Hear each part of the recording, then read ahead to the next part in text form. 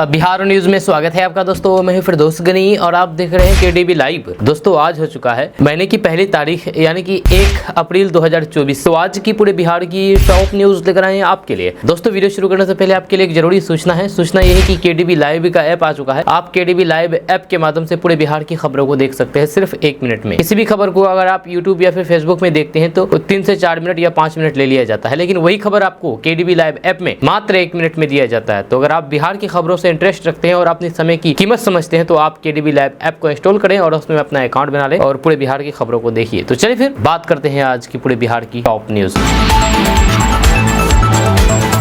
दोस्तों बिहार बोर्ड ने कल 10वीं रिजल्ट के साथ टॉपर्स की लिस्ट भी जारी कर दी। जब मैट्रिक में पूर्णिया के शिवांकर कुमार ने टॉप किया है। समस्तीपुर के आदर्श कुमार दूसरे स्थान पर रहे। वहीं पर तीसरे स्थान पर आदित्य कुमार, सुमन कुमार, पलक कुमारी, साजिया परवीन रहे। मैट्रिक में इस बार 82.91% स्टूडेंट पास हुए हैं। वहीं पर 10वीं बोर्ड परीक्षा में 16,64,252 विद्यार्थियों में से 13,79,542 स्टूडेंट पास हुए हैं। पहले स्थान पर रहने वाले शिवांकर कुमार को 479 अंक मिले हैं, जब वहीं पर दूसरे स्थान पर आदर्श कुमार है जिन्हें कुल 488 नंबर मिले हैं। आदित्य कुमार, सुमन कुमार, पलक कुमारी और साजिया परवीन तीसरे स्थान पर हैं जिन्हें क्रमश 486 अंक मिले हैं। वहीं पर 485 अंक के साथ चौथे पायदान पर अजित कुमार, राहुल कुमार है। इसके अलावा 484 अंक के साथ हरिराम कुमार और सेजल कुमारी 5वें स्थान पर है।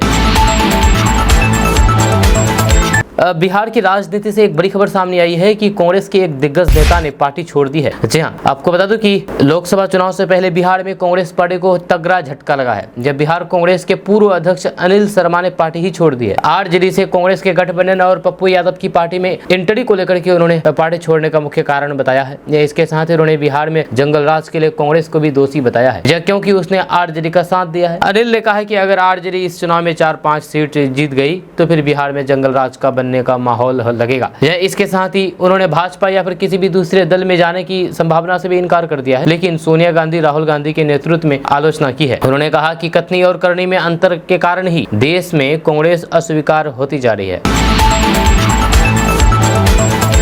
दोस्तों गर्मी का मौसम शुरू हो गया है। गर्मी के मौसम में तरह तरह के फल मार्केट में आने लगे हैं। इसी मौसम में आम आते हैं। आम की बढ़िया पैदावार के लिए किसानों को कुछ खास बातों का ध्यान रखना चाहिए। आम के पेड़ में इस वक्त तक मंजर आने लगते हैं। अगर पेड़ की सही से देखभाल ना की जाए तो फिर इसमें दहिया और फिर मधुमेह कीट लगने की आशंका रहती है। जब पेड़ की सही से देखभाल हो सके इसके लिए बिहार कृषि विभाग ने एडवाइजरी जारी की है। आम के पेड़ पर जितना ज्यादा मंजर होगा उतनी ही अच्छी और फिर बढ़िया पैदावार होने लगेंगे। ऐसे में मंजर को बचाना जरूरी है।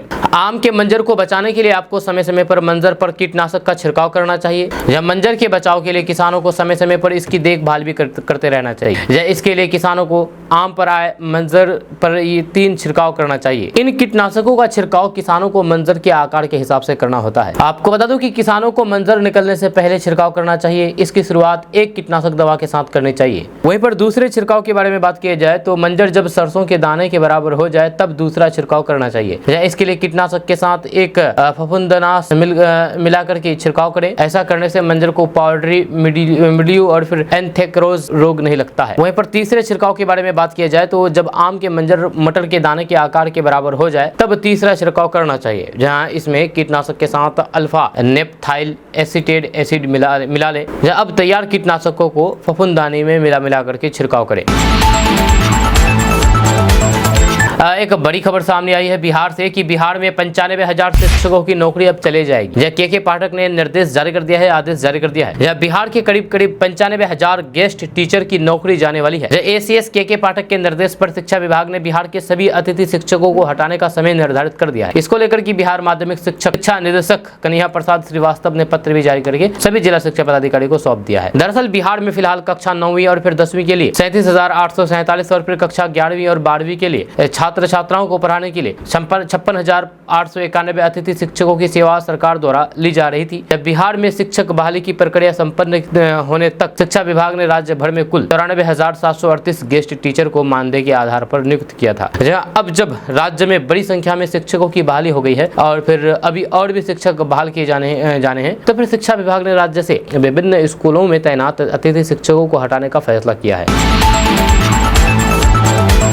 दोस्तों, बिहार सरकार के मंत्री अशोक चौधरी की बेटी इस बार लोकसभा चुनाव लड़ेगी। आपको बता दूं कि ये वही अशोक चौधरी है जो अभी एनडीए का हिस्सा है और एनडीए के दल लगातार ये विपक्ष पर आरोप लगा रहे हैं कि विपक्ष परिवारवाद की राजनीति करते हैं, यानी कि अपने परिवार को ही राजनीति में लाना चाहते हैं। लेकिन वहीं पर अशोक चौधरी की बेटी भी इस बार लोकसभा चुनाव लड़ेगी, कंफर्म भी हो चुका है, टिकट भी मिल चुका है। लेकिन अब ये कोई नहीं बोलता है कि आखिर एनडीए के नेता भी परिवारवाद की राजनीति करते हैं। आपको बता दो कि अशोक चौधरी की बेटी संभावी चौधरी लोक जनशक्ति पार्टी से टिकट से चुनाव लड़ेगी। आपको बता दो कि समस्तीपुर सीट से टिकट मिलने के बाद संभावी चौधरी और उनके पिता मंत्री अशोक चौधरी भावुक हो गए। जब संभावी चौधरी 25 वर्ष की आयु में चुनाव लड़ रही है और वे देश की सबसे कम उम्र की उम्मीदवार मानी जा रही है। वहीं जब संभावी चौधरी अपने पिता से मिली तो फिर दोनों की आंखें भर आई। अशोक चौधरी ने बेटी को गले लगाया और उनकी इस कामयाबी की कामना की। संभावी ने कहा कि वे अपने पिता के संघर्ष और फिर त्याग से प्रेरित है और उनके नक्श कदम पर चल करके जनता की सेवा करना चाहती है।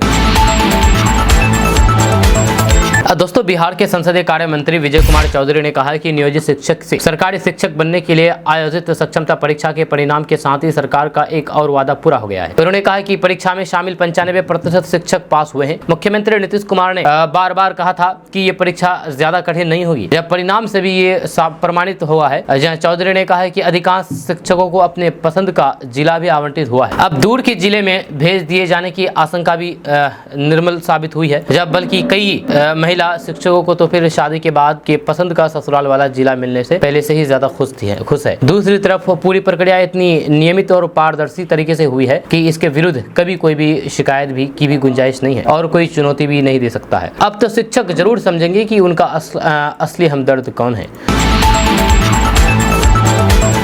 दोस्तों, प्रधानमंत्री नरेंद्र मोदी बिहार आ रहे हैं। जी आपको बता दूं कि जमुई से पीएम मोदी बिहार में लोकसभा चुनाव की शंखनाद फूकेंगे। जब बिहार में एनडीए के स्टार प्रचारकों की तरफ से प्रचार अभियान की शुरुआत खुद पीएम मोदी करने जा रहे हैं। पीएम मोदी जमुई लोकसभा सीट से बिहार में प्रचार अभियान की शुरुआत करेंगे। जब पीएम अगले महीने यानी कि अप्रैल के 4 तारीख को जमुई में एक जनसभा को संबोधित करेंगे। इस दौरान वे एनडीए में शामिल लोजपा रामविलास के कैंडिडेट अरुण भारती के लिए वोट मांगते हुए नजर आएंगे। दरअसल जमुई में लोकसभा चुनाव के पहले चरण के 19 अप्रैल को वोट डाले जाएंगे, जिसके लिए सभी पार्टियों के प्रचार प्रसार तेज हो गए हैं। चिलचिलाती गर्मी में प्रत्याशी वोटरों के घर घर पहुंच कर के वोट मांग रहे हैं। एनडीए प्रत्याशी और फिर महागठबंधन प्रत्याशी ने चुनावी रंग का शंखनाद कर दिया है। दोनों प्रत्याशी अलग अलग क्षेत्र का दौरा करके जनता से वोट मांग रहे हैं। वहीं शनिवार को जमुई लोकसभा क्षेत्र के एनडीए उम्मीदवार अरुण भारती के लिए पीएम मोदी वोट मांगते हुए नजर आएंगे। वहीं पर पीएम मोदी के आगमन की सूचना देते हुए चिराग पासवान ने कहा कि वे लोक जनशक्ति पार्टी रामविलास के कार्यकर्ताओं के लिए ये गर्व की बात है कि देश के यशस्वी प्रधानमंत्री सर्वप्रिय श्री नरेंद्र मोदी जी बिहार में लोकसभा चुनाव प्रचार अभियान की शुरुआत जमुई से करने जा रहे हैं। इसके लिए मैं जमुई की समस्त देवतुल्य जनता की ओर से प्रधानमंत्री जी का आभार व्यक्त करता हूं। प्रधानमंत्री जी के इस निश्चय से हम सभी अभिभूत हैं। मुझे पूर्ण विश्वास है कि प्रधानमंत्री जी के नेतृत्व में एनडीए न सिर्फ बिहार की सभी 40 सीट जीत करके प्रधानमंत्री जी की झोली में डालेंगे, बल्कि देश में 400 पार लक्ष्य भी हासिल करेगी। दोस्तों, एक बड़ी खबर बिहार वासियों के लिए है। बड़ी खबर यह है कि 1 अप्रैल से यानी कि आज से बिहार में बिजली सस्ती हो जाएगी। जहां आपके घर में जो बिजली अभी बिल आ रही है उसमें कुछ कमी आएगी, क्योंकि बिजली बिल सस्ती हो जाएगी आज से। आपको बता दूं कि 1 अप्रैल से यानी कि आज से बिहार के 2 करोड़ बिजली उपभोक्ताओं को 15 पैसे प्रति यूनिट सस्ती बिजली मिलेगी। विद्युत विनियामक आयोग की ओर से दिए गए फैसले के बाद राज्य सरकार ने सब्सिडी जारी कर दी है। इस कारण हर एक श्रेणी के बिजली उपभोक्ताओं को मौजूदा वित्तीय वर्ष की तुलना वित्तीय वर्ष 2024-25 में प्रति यूनिट 15 पैसे सस्ती बिजली मिलेगी, यानी कि बिजली रेट में 15 पैसे कमी आएगी। दोस्तों, बिहार से मौसम के लिए एक बड़ी खबर सामने आई है। बड़ी खबर यह है कि बिहार में मौसम का मिजाज एक बार फिर से बदलने लगा है। जहां मौसम विभाग के अनुसार पटना समेत बिहार के कुछ जिलों में आज 1 अप्रैल को गरज के साथ हल्की बारिश की संभावना है। जहां मौसम विभाग के अनुसार मोतिहारी, बेतिया, सीतामढ़ी, अररिया और किशनगंज में हल्की बारिश की संभावना है। राजधानी पटना में भी बारिश की संभावना मौसम विभाग ने जताया है। अधिकतम और फिर न्यूनतम तापमान में अगले कुछ दिनों तक बदलाव की भी संभावना नहीं है। जहां मौसम विभाग के अनुसार पश्चिमी विक्षोभ के कारण बिहार में अभी तक गर्मी ने अपना रूप तय नहीं दिखाया है। पश्चिमी विक्षोभ के कारण ही उत्तर पश्चिम भारत में गैर मानसूनी वर्षा होती है, जहां बिहार में ये नवंबर से मार्च तक प्रभावी रहता है। विभाग के अनुसार बिहार का मौसम शुष्क रहेगा, वहीं पर राजधानी का मौसम बढ़ेगा। शुक्रवार को पटना में अधिकतम तापमान 37 डिग्री सेल्सियस तो न्यूनतम तापमान 21 डिग्री सेल्सियस रहा है। इसी बीच मौसम विभाग के अनुसार बिहार के कुछ जिलों में आज 1 अप्रैल को हल्की बारिश होने की संभावना है। आज 1 अप्रैल को मोतिहारी, बेतिया, सीतामढ़ी, बक्सर, भभुआ, रोहतास, आरा, अरवल और औरंगाबाद में बारिश हो सकती है। आपको बता दें कि बिहार के अन्य जिलों में तापमान साफ रहेगा, जहां वहीं पर इस दौरान 2 से 3 डिग्री तक तापमान में बढ़ोतरी हो सकती है। जब बिहार में अब तापमान में क्रमिक बढ़ोतरी होगी। जब बिहार में बीते 24 घंटे के भीतर गर्मी ने अपना रूप दिखाया है, लोग पंखा चला करके रात में सोने पर मजबूर हो गए हैं। बहरहाल बिहार में गर्मी ने अपना रुख दिखाना शुरू कर दिया है। रात को लोग पंखा चलाने पर मजबूर हो गए हैं। इस बार के लोकसभा चुनाव के अलग अलग रंग देखने को मिल रहे हैं। कई बाहुबलियों को टिकट पाने में पत्नियां सहारा बनी है, तो फिर कई दिग्गजों की सीट गठबंधन की भेंट चढ़ गई है। जिसने सीट गंवाई, अब वो नई संभावनाएं तलाश रही है। वहीं पर पत्नियों के भरोसे बिहार के बाहुबलियों के लिए सियासत में संभावनाओं के द्वार नए सिरे से खुल गए हैं। जदयू और राजद ने 4 बाहुबलियों की पत्नियों को टिकट का उपहार दिया है। जदयू ने पूर्वांचल और कोसी के आतंक के पर्याप्त रहे आनंद मोहन की पत्नी लवली आनंद को, शिवहर कुख्यात अपराधी रहे रमेश सिंह कुशवाहा की पत्नी विजय लक्ष्मी कुशवाहा को सिवान सीट से उम्मीदवार बनाया गया है। वहीं पर आरजेडी ने बाहुबली अवधेश मंडल की पत्नी बीमा भारती को पूर्णिया से और बाहुबली अशोक महतो की पत्नी अनीता कुमारी को मुंगेर से उम्मीदवार बनाया है। जब महतो ने तो टिकट पाने के लिए खरमास में ही शादी रचा ली, उधर टिकट पाने में नाकाम रहे ज्यादातर नेताओं ने अतीत में पाला बदला। दिलचस्प यह है कि अब इन्हीं दलों में विभिन्न राज्यों में गठबंधन हो रहे हैं। जब पप्पू राजद में थे, फिर लालू के खिलाफ मोर्चा खोला, टिकट की उम्मीद में कांग्रेस में गए, मगर आरजेडी ने सबक सिखाने के लिए सीट को प्रतिष्ठा से जोड़ दिया। वहीं पर पप्पू यादव टिकट पाने के लिए अपने पार्टी का कांग्रेस में विलय कर लिया, पर कभी उनके सियासी गुरु रहे राजद सुप्रीमो लालू प्रसाद यादव ने उनकी उम्मीदों पर पानी फेर दिया। पप्पू यादव पूर्णिया से चुनाव लड़ना चाहते थे, मगर लालू ने पूर्णिया के साथ पप्पू की विकल्प वाली मधेपुरा और फिर सुपौल सीट भी कांग्रेस को देने से इनकार कर दिया है। इससे खफा पप्पू ने अकेले ही मैदान में उतरने का ऐलान कर दिया। बिहार के उप मुख्यमंत्री विजय कुमार सिन्हा ने शनिवार को आरजेडी प्रमुख लालू प्रसाद यादव पर प्रहार करते हुए दावा किया है कि वे चाहे जितनी भी कोशिश कर ले, कभी भी भ्रष्टाचार के दाग से छुटकारा नहीं पा सकते। उन्होंने आरोप लगाया है कि बिहार में आरजेडी के सत्ता में रहने के दौरान जंगल राज था। आरजेडी अपने नेता और विधानसभा में नेता प्रतिपक्ष तेजस्वी यादव को राज्य के भविष्य के रूप में प्रचारित करता है, लेकिन लोग वंशवादी राजनीति और फिर भाई भतीजेवाद को खारिज कर देंगे और फिर उसे चुनेंगे जो नेता उनके हित में काम करेगा। आपको बता दें कि विजय कुमार सिन्हा यहीं पर नहीं रुके। उन्होंने आगे कहा है कि आरजेडी के इस आरोप को सिरे से खारिज किया कि मोदी सरकार भ्रष्टाचार के आरोपों का सामना कर रहे हैं, विपक्ष के नेताओं को अपने पाले में लाने के लिए केंद्रीय जांच एजेंसियों का दुरुपयोग कर रही है, और जब वो बीजेपी में शामिल हो जाते हैं तो फिर उनके दाग बीजेपी की वॉशिंग मशीन में धुल जाते हैं। लालू प्रसाद ने भी ऐसी कोशिश की थी। वे बीजेपी की मदद से पहली बार मुख्यमंत्री बने थे, लेकिन बीजेपी ने उन्हें कभी भी अपनी वॉशिंग मशीन में नहीं डाला। डिप्टी सीएम विजय सिन्हा ने कहा है कि चाहे वे लालू कितनी भी कोशिश कर ले, उन पर लगा भ्रष्टाचार का दाग कभी नहीं धुल सकता। बीजेपी हमेशा लोगों को मौका देती है, लेकिन पार्टी कभी भी उन लोगों को मौका नहीं देती है जो दागी और फिर भ्रष्ट हैं तथा समाज में नफरत की भावना पैदा करते हैं। ऐसे लोग कभी भी बीजेपी में नहीं रह सकते।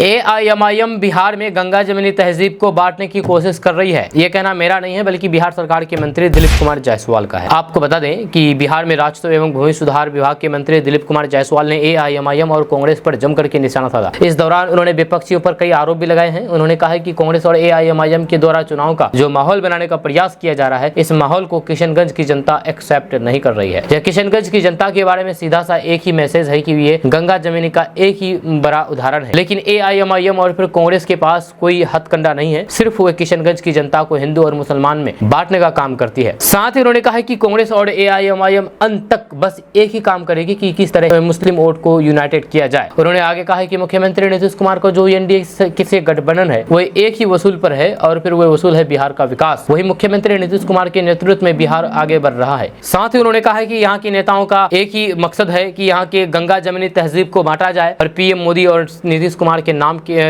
नाम को गलत तरीके से उपयोग किया जाए। वे लोग इस नाटक को बंद कर दें। नीतीश कुमार ने बिहार के विकास के लिए काम किया है और एनडीए प्रत्याशी मुजाहिद आलम भी किशनगंज के विकास के लिए ही काम करती है। पूर्णिया से टिकट कट जाने के बाद नाराज पप्पू यादव ने शनिवार को कांग्रेस से चुनाव लड़ने का ऐलान कर दिया है। जब पूर्णिया में प्रेस कॉन्फ्रेंस को संबोधित करते हुए पप्पू यादव ने कहा है कि 2 अप्रैल को वे हर हाल में नॉमिनेशन करेंगे। जब पूर्णिया की जनता ने उनसे चुनाव लड़ने का आग्रह किया है, इसलिए उन्हें चुनाव लड़ने से दुनिया की कोई भी ताकत नहीं रोक सकती। उन्होंने कहा कि अब उन्हें कांग्रेस के आखिरी जवाब का इंतजार है। पप्पू यादव ने कहा है कि उनका सपना बिहार में कांग्रेस को मजबूत करना है। जब पटना में बैठे कौन कांग्रेस नेता का क्या बयान दे रहे हैं, उन्हें इस बात से कोई भी मतलब नहीं है। जहाँ उन्हें पार्टी में लाने का फैसला प्रियंका गांधी का है। वे बिहार में कांग्रेस को मजबूत करेंगे और राहुल गांधी को प्रधानमंत्री बनते देखना उनका सपना है। आपको बता दूं कि इससे पहले शुक्रवार को बिहार में महागठबंधन के बीच सीटों का बंटवारा हो गया है। महागठबंधन ने पप्पू यादव का पत्ता काट दिया है। जब पूर्णिया की सीट आरजेडी के खाते में जाने से पप्पू यादव नाराज हैं। वहीं पर पूर्णिया से ही लड़ाने की मांग को लेकर के उनके समर्थक नारेबाजी की थी, जहां कुछ समर्थक उनकी गाड़ी के सामने लेट गए और नारे लगाए और समर्थक पूर्णिया का सांसद कैसा हो पप्पू यादव जैसा हो के नारे लगाया।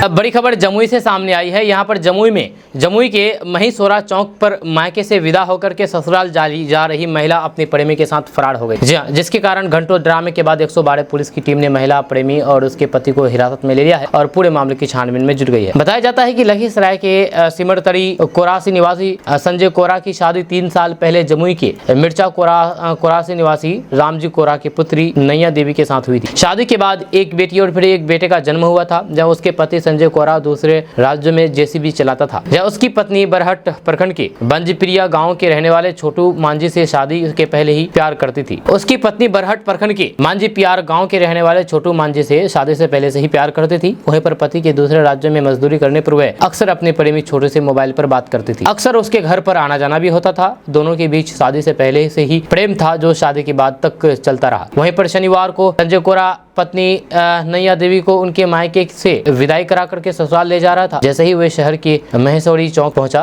तभी नैया देवी ने पहले ही उनके प्रेमी छोटू को फोन करके बाइक से बुला लिया और भागने का प्रोग्राम बनाया था, लेकिन उसके पति द्वारा हंगामा किया गया। जानकारी के बाद 112 पुलिस टीम की अवर निरीक्षक विजय कुमार पहुंचे और तीनों को हिरासत में लेकर के थाने लेकर के, जहाँ तीनों से पूछताछ की जा रही है। वहीं नैया देवी ने बताया है कि उसके पति अक्सर मारपीट करते हैं और फिर बाहर ही रहते हैं। इसके कारण वे अपने प्रेमी से शादी से पहले से ही प्रेम करती है, जहाँ उसी के साथ रहना चाहती है। जब मामले की जानकारी के बाद पुलिस ने पूरे मामले की जांच कर रही है।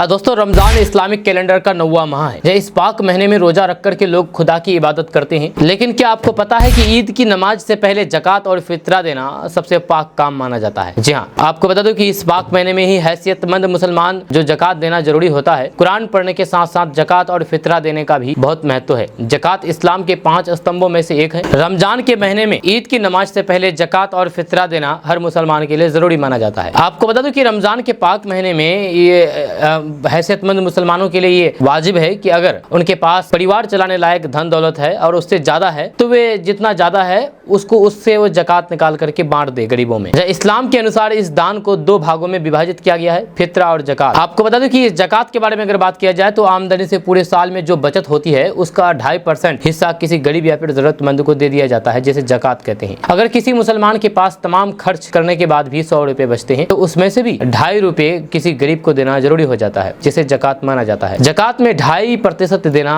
तय होता है, जबकि फितरे की कोई भी सीमा नहीं होती है। चाहे इंसान अपनी हैसियत के हिसाब से कितना भी फितरा दे सकता है। आपको बता दूं कि अल्लाह ताला ने ईद का त्यौहार हर गरीब और फिर अमीर सभी के लिए बराबर बनाया है। गरीबी की वजह से लोगों की खुशी में कमी ना आए, इसलिए हर हैसियतमंद मुसलमान पर जकात और फितरा देना जरूरी कायम किया गया है।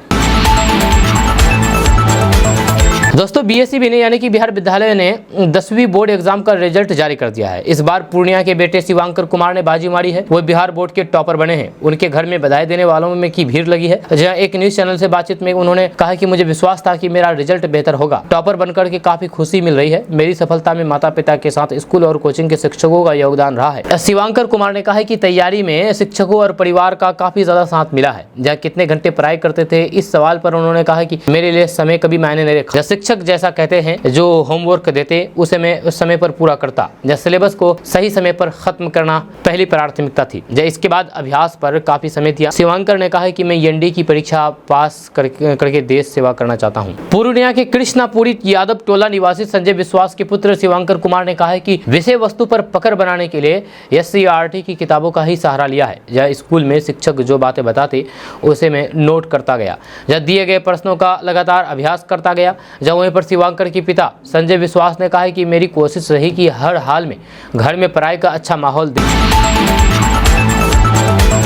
दोस्तों लोकसभा चुनाव की गहमागहमी के बीच एक चर्चा जरूर पर है कि एआईएमआईएम की जो एंट्री हुई है ये किससे नुकसान होगा, एमआईएम की एंट्री से आखिर नुकसान होगा किसे। तो आपको बता दें कि एआईएमआईएम यानी कि ऑल इंडिया मजलिस इत्तेहादुल मुस्लिमीन की एंट्री ने इंडिया गठबंधन की टेंशन बढ़ा दी है। जी हाँ, दरअसल असदुद्दीन ओवैसी की पार्टी एआईएमआईएम ने बिहार की 16 सीटों पर और फिर यूपी की 25 सीटों पर चुनाव लड़ने का ऐलान किया है। ऐसे में एआईएमआईएम की एंट्री से कांग्रेस के मुस्लिम वोट बैंक में सेंध लग सकती है। जहाँ ऐसा कई चुनाव में हुआ है, मुस्लिम वोट बंटने का फायदा बीजेपी को मिल सकता है। जो ओवैसी की पार्टी ने बिहार के जिन 16 सीटों पर चुनाव लड़ने का फैसला किया है, इन पर मुस्लिम आबादी ठीक ठाक है। पार्टी किशनगंज, काराकाट, दरभंगा, पाटलिपुत्र, शिवहर, पूर्णिया, कटिहार, अररिया, मधुबनी, समस्तीपुर, मुजफ्फरपुर, गोपालगंज, वाल्मीकि नगर और सीतामढ़ी पर चुनाव लड़ेगी। इन सभी सीटों पर अगर मुस्लिम वोट बढ़ता है तो इसका सीधा असर कांग्रेस की अगुवाई वाले इंडिया गठबंधन पर ही पड़ेगा। इसमें शामिल कांग्रेस और आरजेडी को हमेशा मुस्लिम वोटों का अच्छा प्रदर्शन मिलता रहा है और वहीं पर दूसरी तरफ एआईएमआईएम को देश के लगभग सभी हिस्सों में मुस्लिम वोट मिलता रहा है। इन सबसे अलग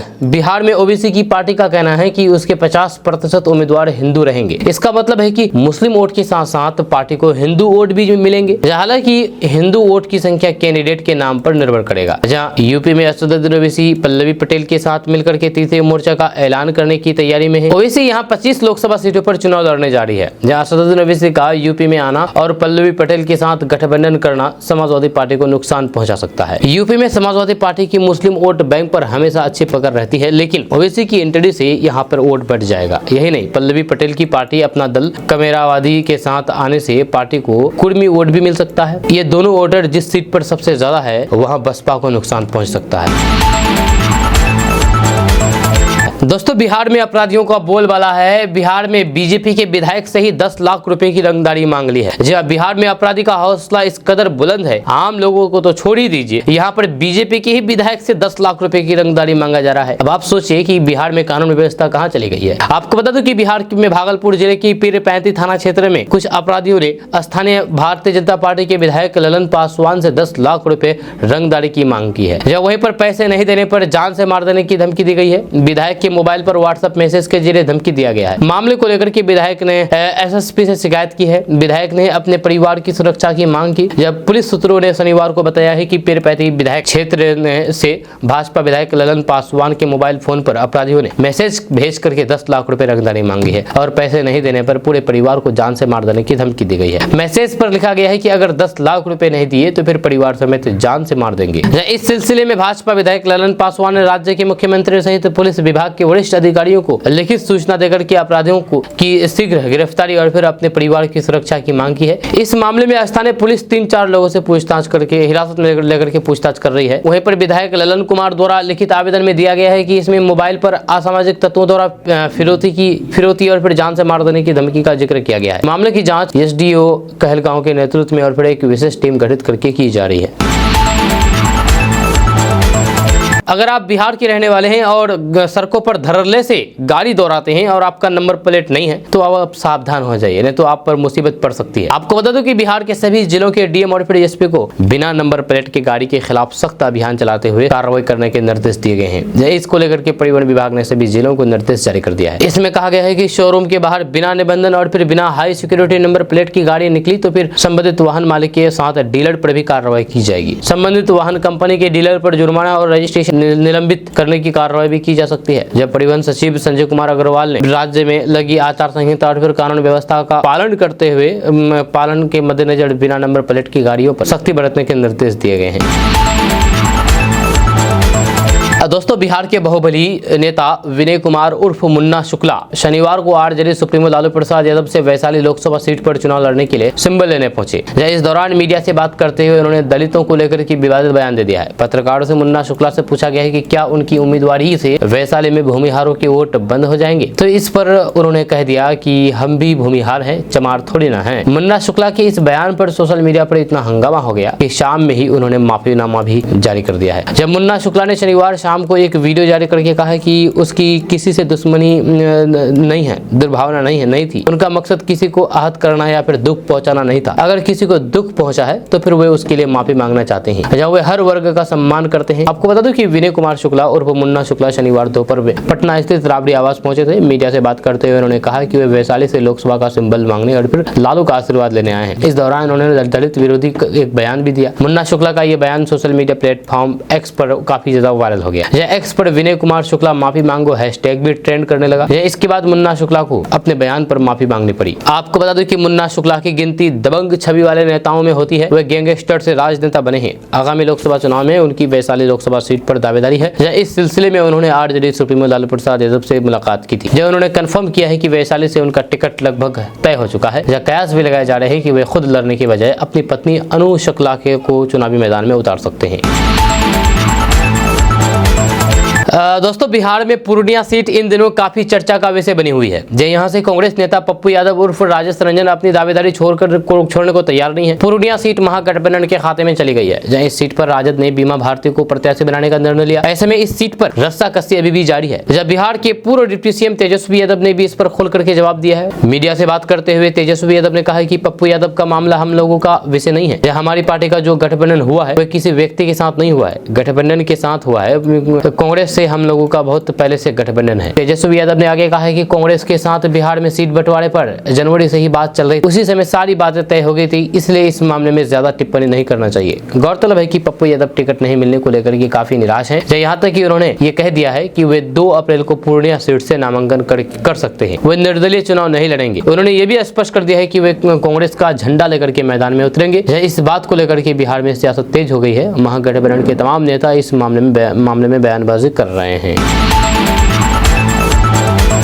दोस्तों, आरजेडी की तरफ से दबंगों और फिर अपराधियों को टिकट देने के मामले में बीजेपी ने ट्वीट करते हुए आरजेडी पर जम करके निशाना साधा है। जब बीजेपी ने ट्वीट करते हुए लिखा है कि आरजेडी की नीयत में ही गुंडा राज है, लालू यादव को गुंडे ही पसंद है। जब उत्तर बिहार का अंडरवर्ल्ड डॉन मुन्ना शुक्ला की पत्नी वैशाली से आरजेडी की लोकसभा प्रत्याशी है। राजद मतलब गुंडा राज। मुन्ना शुक्ला पर गोपालगंज के डीएम कृष्ण नैया की हत्या का आरोप है। 1998 में मंत्री ब्रिज बिहारी प्रसाद की हत्या का भी आरोप है। हालांकि थोड़ी देर बाद बीजेपी की तरफ से ये ट्वीट डिलीट कर दिया गया था। दरअसल मुन्ना शुक्ला बीजेपी से समर्थन से न सिर्फ 2005 में विधायक बने बल्कि 2009 में बीजेपी जेडीयू के गठबंधन से वैशाली से लोकसभा चुनाव भी लड़ चुकी हैं। इन्हीं बातें के चलते बीजेपी ने अपना ही ट्वीट थोड़ी देर बाद हटा लिया। वहीं पर शिवहर से डीएम कृष्ण नैया मर्डर केस में सजा याफ्ता आनंद मोहन की पत्नी लवली आनंद भी चुनावी मैदान में है। जेडीयू ने उन्हें शिवहर से अपना प्रत्याशी घोषित किया है। इसके अलावा ब्रिज बिहारी मर्डर में सूरज भान भी आरोपी थे, जिनके परिवार से पत्नी और फिर भाई एनडीए से एमपी बने। आपको बता दें कि मुन्ना शुक्ला डीएम जी कृष्ण नैया ब्रिज बिहारी प्रसाद की हत्या के आरोप में जेल जा चुके हैं। मुन्ना शुक्ला की पढ़ाई मुजफ्फरपुर के कॉलेज में हुई है। मुन्ना शुक्ला पर हत्या, फिरौती, रंगदारी, लूट जैसी तमाम संगीन आरोप लगे हैं। मुन्ना शुक्ला जेल भी गए हैं। जेल जाने के बाद और जेल के अंदर भी मुन्ना शुक्ला की दबंगई खत्म नहीं हुई और फिर जेल के अंदर ही ऑर्केस्ट्रा करवाते थे। मुन्ना शुक्ला की पत्नी भी लालगंज विधानसभा से चुनाव लड़ चुकी है, लेकिन चुनाव हार गई थी।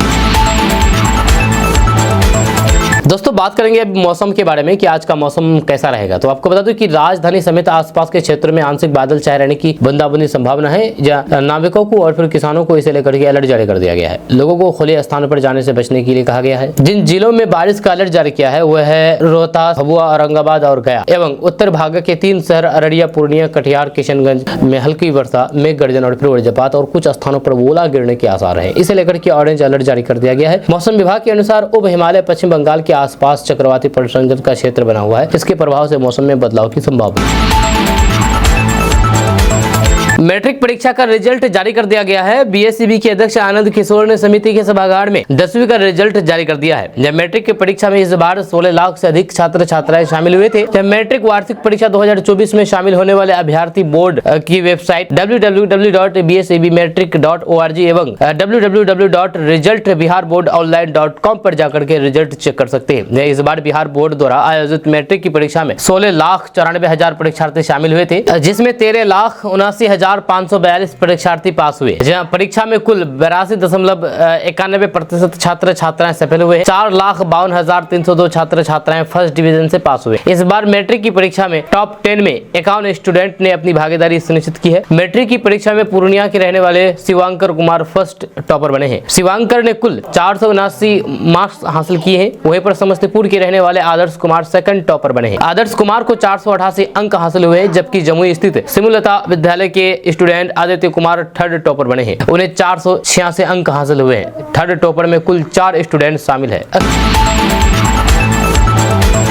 किशनगंज लोकसभा से डॉक्टर जावेद आजाद ही चुनाव लड़ेंगे। जी हां, बिहार कांग्रेस ने आज ये फैसला कर दिया है, ये घोषणा कर दी है। सिर्फ किशनगंज ही नहीं बल्कि 4 लोकसभा की घोषणा की है कि 4 लोकसभा क्षेत्रों से कौन कौन चुनाव लड़ेंगे। आपको बता दूं कि बिहार महागठबंधन में सीट बंटवारे के बाद कांग्रेस ने दूसरे चरण की 3 सीटों पर अपने प्रत्याशियों के नाम का ऐलान किया है। 3 सीटों पर, जिसमें कटिहार से तारिक अनवर, भागलपुर से अजित शर्मा और किशनगंज से मोहम्मद जावेद उम्मीदवार होंगे। पहले चरण में जिन सीटों पर चुनाव है उनमें कोई भी सीट कांग्रेस के पास नहीं है, जिसके चलते कांग्रेस ने दूसरे चरण के लिए 3 सीटों पर अपने कैंडिडेट के नाम का ऐलान कर दिया है। महागठबंधन में हुए सीट बंटवारे में कांग्रेस के खाते में 9 सीटें आई थी। कटिहार सीट पर कांग्रेस को तारिक अनवर को प्रत्याशी बनाया गया है, जिसकी वजह से इस सीट पर मुस्लिम मतदाताओं की बड़ी आबादी है।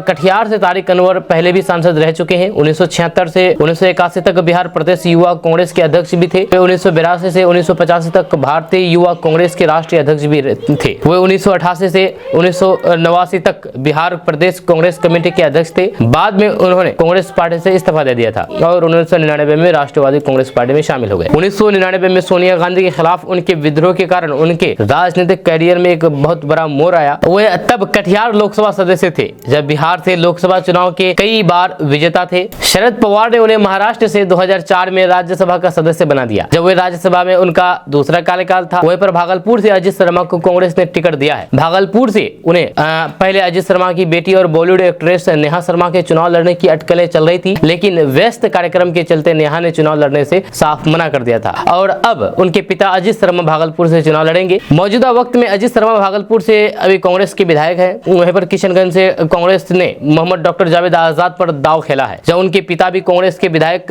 रह चुके हैं। वहीं पर खुद भी मोहम्मद डॉक्टर जावेद आजाद किशनगंज से लगातार 4 बार विधायक चुने जाते रहे हैं। किशनगंज के स्थानीय निवासी होने का फायदा कांग्रेस को मिलता दिख रहा है। आपको बता दूं कि कांग्रेस किशनगंज का गर्व माना जाता है।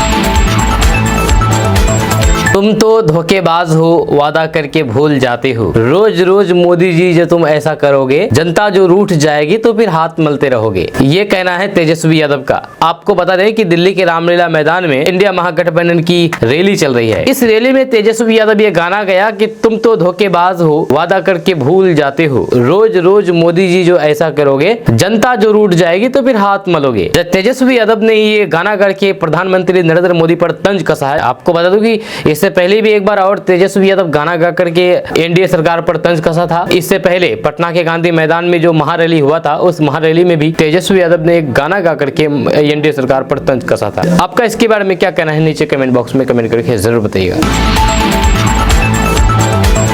तुम तो धोखेबाज हो, वादा करके भूल जाते हो। बार बार मोदी जी ऐसा करोगे, जनता जो रूठ जाएगी तो फिर हाथ मलोगे। तेजस्वी यादव ने ये गाना गा करके दिल्ली के रामलीला मैदान में रैली को संबोधित करते हुए तेजस्वी यादव ने ये गाना गाया था। इस गाने के जवाब में अब एनडीए की तरफ से जवाब आया है। एनडीए की जो जदयू के नेता है नीरज कुमार, उन्होंने तेजस्वी यादव के गाने की जवाब दिया है। नीरज कुमार ने लिखा है कि तुम तो बड़े घपलेबाज हो, सत्ता में आते हो तो सनम लूट मचाते हो, माँ बाप की पार्टी पर खूब इतराते हो। बार बार तुम जो बबुआ ऐसा करोगे, भाई बहन माई बाप को टिकट बांटोगे, जनता जो रूठ जाएगी तो बेरोजगार घूमोगे। ये नीरज कुमार ने तेजस्वी यादव पर तंज कसा है। नीरज कुमार ने आगे क्या कहा है हम आपको अभी सुना रहे हैं। आपने सुना कि तेजस्वी यादव को नीरज कुमार ने भी जवाब दिया है। आपका इसके बारे में क्या कहना है, नीचे कमेंट बॉक्स में कमेंट करके जरूर बताइएगा।